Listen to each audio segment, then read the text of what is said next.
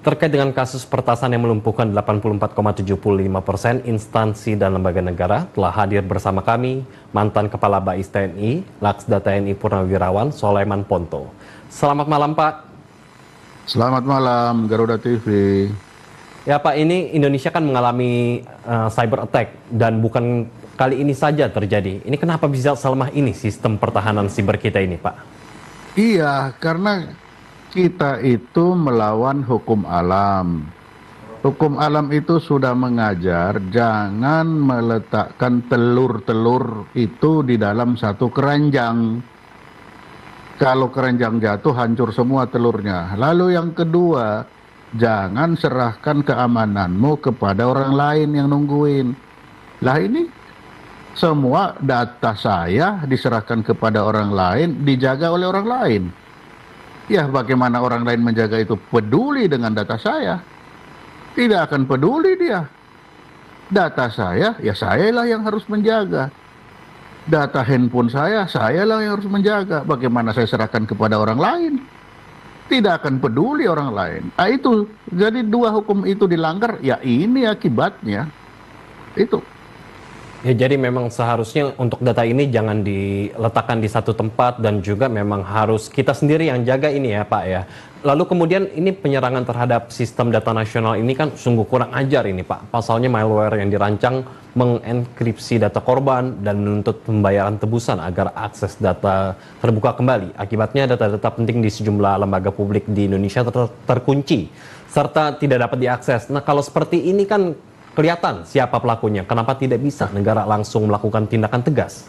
Gini, itu bukan kurang ajar. Memang orang hacker itu kerjaannya begitu. Itu hacker-hacker pemula kan kerjaannya begitu. Kalau istilah kita TV sekarang itu uji nyali. Ya mereka juga uji nyali begitu. Ya celakanya, ketika dia menghack itu dia berhasil, celakanya dia lupa jalan kembali. Dia nggak tahu lagi yang benar yang mana tadi saya kesananya.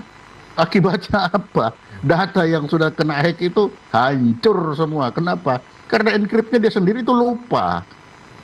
Yang mana ya enkripnya tadi? Karena saking banyaknya. Dan itu tadi, pekerjaan hacker-hacker baru-baru itu kan dia iseng-iseng berhadiah. Dan itu kerjaannya harian begitu. Jadi dia cari. Di mana ada lubang, di mana ada lemah, di situ dia masuk. Dan di kita ini memang sudah kan bolak-balik. Biorka saja, Biorka ingat 2-3 tahun lalu. Apa Biorka bilang? Saya menghack ini karena saya tersinggung. Bagaimana badan yang mengurus tentang cyber ini tapi dipimpin oleh orang yang tidak berkompeten. Itu kata Biorka. Tapi kan kita anggap remeh itu si Biorka, anak kecil itu. Nah ini yang terjadi lagi. Jadi kita ini jadi mainan oleh hacker-hacker yang baru belajar itu. Nah ini ya jadinya. Ya, jadi artinya memang untuk jabatan-jabatan itu harus diisi dengan orang-orang yang memang expertnya ya Pak, yang memang memahami terkait hal-hal tersebut ya Pak. Ini kemudian Menteri Kominfo Budi Ari mengatakan 239 atau 84,75% instansi pengguna yang terdampak. Sebenarnya sistem siber di Indonesia ini berstatus lumpuh. Apakah bisa dikatakan seperti itu Pak? Iya betul lah, ya betul. Ya memang betul ya, itu kenapa? Ya karena kita yang membuat aturan, kan kita bikin aturan bahwa semua data harus dikumpulkan di PDN. Celakanya PDN masih statusnya PDNS. Ada sementara. Lah padahal data yang sudah dimasukkan di situ itu semua data-data urgen, data-data penting bagi pemilik data. Tapi ternyata kan tidak urgen bagi PDN. Kenapa tidak urgen? Oh dia masih pakai PDNS kok.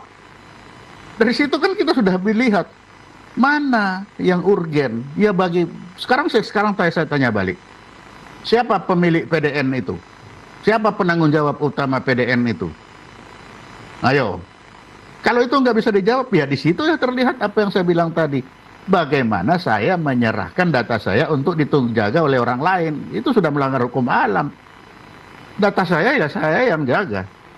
HP saya supaya tidak Jadi ini jangan beli HP bekas ya, HP baru yang betul-betul baru. Kan supaya apa? Data saya tidak dicuri orang. Kalaupun dicuri ya nama saya yang jelek. Tapi sekarang data kita orang lain yang bikin jebol. Gimana? Kan itu. Ya, jadi artinya memang harus dipersiapkan matang dulu ini sistemnya Pak ya dari pihak pemerintah sendiri, dan memang harusnya pemerintah yang menjaga sendiri, jangan diserahkan ke pihak lain ini ya Pak untuk PDN ini. Bukan begitu, bukan hanya itu. Apa tentara juga, misal kita tentara, kita punya istilah the man behind the gun. Hebat kayak apapun itu gun, tapi kalau the man-nya tidak benar, ya pasti nggak benar. Jadi kita harus lihat.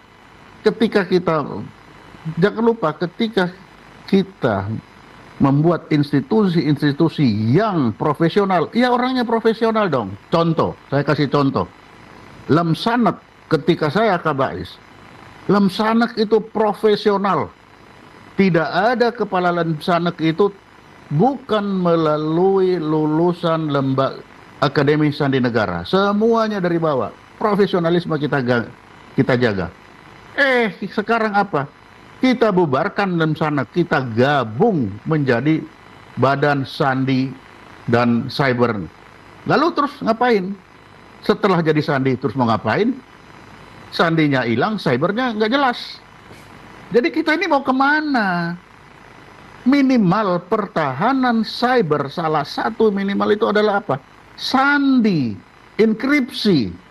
Nah, kita sudah mendidik manusia-manusia yang hebat dalam enkripsi dan hebat dalam apa? Kelakuannya.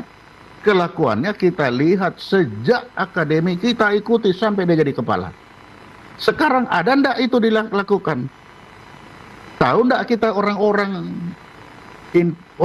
yang ada di dalam sistem cyber itu, tahu ndak kita latar belakangnya? Kalau dalam Sanak dulu kita tahu persis semuanya. Jadi jangan lupa, sehebat apapun sistem kita, kalau manusianya bobrok, ya tetap aja. Makanya persandian dulu kita jaga sebaik-baiknya. Tapi sekarang sudah tidak jelas bagaimana kita mau menjaga itu. Nah ini akibatnya. Itu.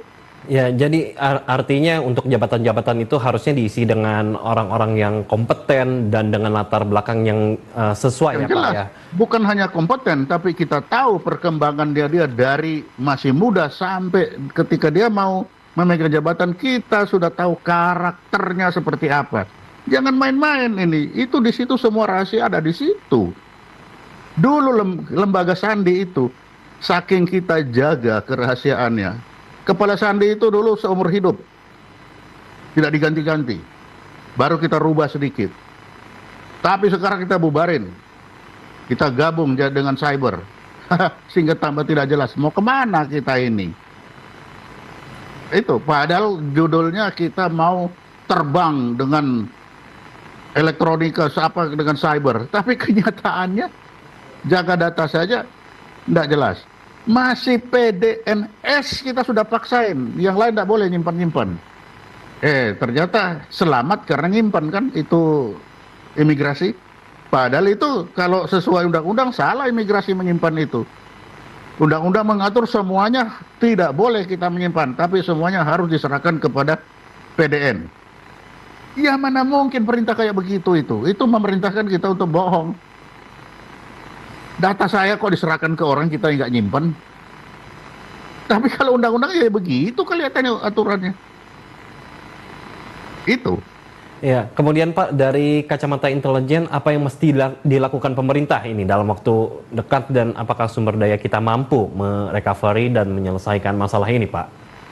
Ya jelas ini betul-betul ini pemerintah harus mereview kembali apakah masih butuh kita PDN itu. Kalau bagi saya PDN tidak perlu. Biarkanlah masing-masing institusi itu menyimpan sendiri datanya. Jadi kalau bocor dia yang bisa dipertanggungjawabkan, diminta pertanggungjawabkan. Dia sendiri yang melatih personil-personil yang untuk mengamankan datanya. Kalau bocor dia yang dituntut. Kalau sekarang siapa yang mau dituntut? Menkominfo bilang BSSN bilang pengguna, semua lempar tangan. Kenapa? Karena tidak ada yang merasa memiliki PDN, itu aja pokoknya. Jadi sekarang kembalikan saja kepada para pemilik data. Suruh mereka simpan masing-masing. Sehingga kalau ada bocor, mereka yang bertanggung jawab. Kan gitu aja. Ya, kemudian Pak, ini perang di dunia maya ini kan menjadi spektrum baru ini ya. Anda melihat apakah Indonesia mampu masuk dalam perkembangan zaman ini, Pak? Ya kalau seperti sekarang ya nggak mampu. Buktinya kan sudah tidak mampu kita. Kita sudah terkapar, jatuh terkapar sekarang itu. Sudah beberapa kali serangan, sekarang terkapar. Kita tidak belajar dari serangan-serangan sebelumnya. Kita tidak belajar dari Bjorka.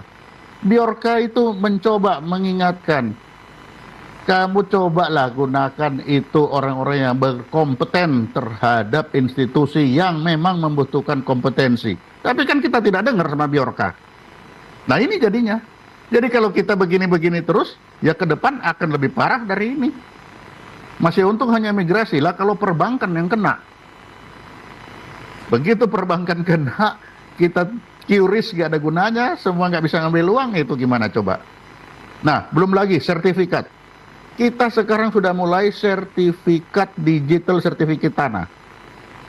Sertifikat analog saja belum benar, kita sudah bergeser kepada sertifikat elektronik. Begitu masuk elektronik, elektroniknya yang nggak benar. Dan terus kayak apa coba? Mau kemana kita ini? Jadi artinya kita harus memperkuat cyber security kita ini ya Pak ya, supaya memang... Ya kita harus lihat dulu apakah masih cocok kita punya PDN itu atau tidak. Kita sekarang, pemerintah bilang PDN, ternyata apa? PDNS. Lah sampai kapan S-nya itu? Ya jangan dipaksakan, nanti kalau sudah PDN benar, tidak ada S, baru lakukan. Masih PDN-nya sudah dilakukan, gimana? Padahal data itu tidak ada data sementara. Data itu semua urgen, semua top secret, tidak ada top secret sementara. Karena top secret sementara taruh di PDNS. Ya nggak begitu. Makanya kalau kita mau melangkah, ya melangkah bersama. Jangan yang lain melangkah bersama, yang ini enak-enakan. Belum lagi begitu kita detail PDN, ternyata masih pakai Windows yang zaman keberapa itu. Kita aja pakai Linux, ya pakai Windows. Ini gimana? Jadi memang harus dibenahi dulu ini ya Pak ya untuk PDN-nya sebelum digunakan. Ini kemudian terakhir nih Pak, saran Anda kita harus lihat dulu. Ya kalau saran saya, ya mari kita lihat dulu apakah masih kita membutuhkan PDN atau tidak. 900 miliar begini jadinya untuk apa? Mari kita lihat dulu. Jangan kalau saya, jangan kita melanggar ilmu alam. Hukum alam itu tidak bisa dilanggar itu alamiah. Bagaimana sudah tahu kita itu telur kalau ditaruh dalam satu keranjang, kalau satu aja pecah-pecah semua. Lah itu kalau kita langgar. Nah itu. Jadi sekarang terserah kita mau melanggar terus. Kalau tanya saya akan bilang tidak perlu kita pakai PDN. Baik. Terima kasih Pak Soleman telah bergabung bersama kami di Laporan 8 Malam Garuda TV. Ya, terima kasih.